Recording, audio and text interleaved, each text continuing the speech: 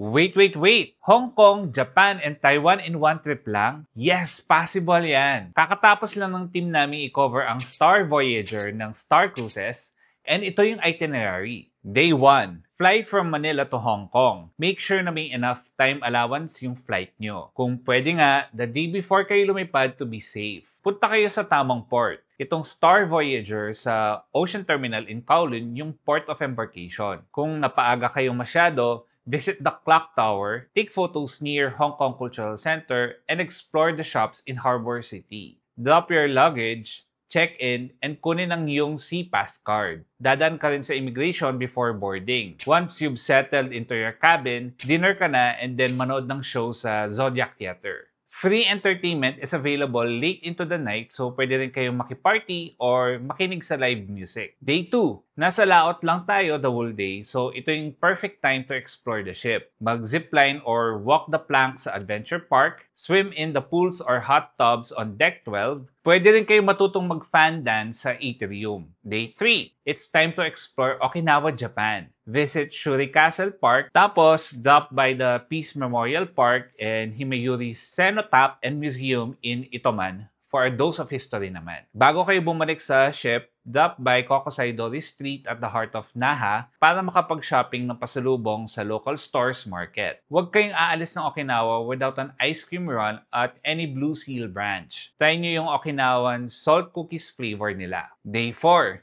pagka-dock ng ship sa Port of Keelung, pwedeng ulit mag-shore excursion.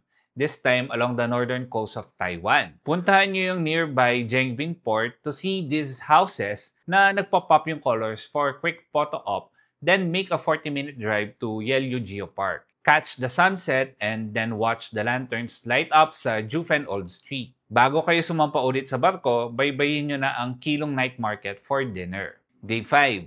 Supposedly, magdadock talaga yung Star Voyager sa Penghu in Taiwan. Pero dahil sa weather, na-cancel yung shore excursion na to so that means more time to explore the ship or kumain. May 3 inclusive restaurants dito, meaning walang extrang bayad. Unlimited yan. Day 6, back to Hong Kong. In the morning, prepare for disembarkation. At 2 p.m., nasa Hong Kong ka na ulit. Kung same day ang flight nyo, pwede na kayong dumiretso ng airport. Pero mas maganda syempre if mag-extend since andito na rin kayo sa Hong Kong. Sayang din, di ba?